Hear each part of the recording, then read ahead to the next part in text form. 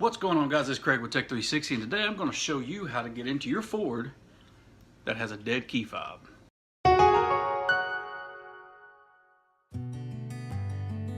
Now, the first thing you always want to check, obviously, is if your battery's dead. Now, that's usually the most common problem, is if you got a dead battery, or maybe just the key fob, maybe lost program or something like that. Now, on this specific video, just to show you that this what I'm going to show y'all, it comes with a feature with the car. I'm going to show y'all that it does work. In case some of y'all don't know, some people do know this little trick, whatever, and some people don't. So this is for obviously the ones that don't. Now, for this specific video, I went ahead and took the battery out, which usually goes right in here. Took the battery out just so y'all see that it does work. Also, let me put it back together here. So for those that have a dead key fob, now this may work on other cars as well, don't hold me to it on which ones, but I think it does on some other cars. Now, on the back of this key fob, some of y'all may have seen this little button, some of y'all may not have. But in case you're wondering, push a little button, a little tab somehow, just flip it, it only goes one way, so push it one way, push the little key thing, another little tab, the little key comes out. Now, on this key, there's a spot on your door, on the driver door. You put this in there and it'll unlock the car.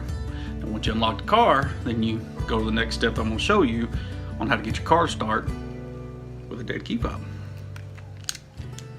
Alright, so now that you've already got to the driver door, what you're going to do is you're going to go ahead and you're going to take that little key out again.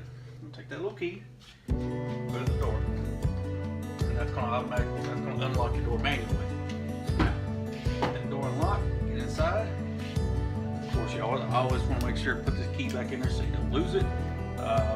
Bring it inside the car and I'll show you how to get started. Alright, so now that we're in the car, what you're going to want to obviously going to want to do, you're going to want to open up your center console, which I already have this one open. You're going to want to clear out anything you may have in there, CDs and just odds and ends things. Now, there's a little slot, of course you got your USB plugs and all that stuff like that, and you get your cigarette lighter plug.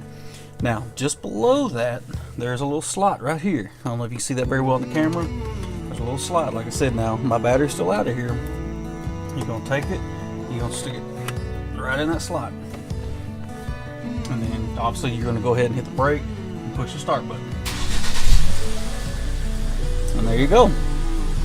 But then, once you take that out, though, if you take this back out, it's going to end up showing on the on your display up there that there's no key detected. So you're going to want to keep that in there until you get somewhere and get you another battery or whatever it may be.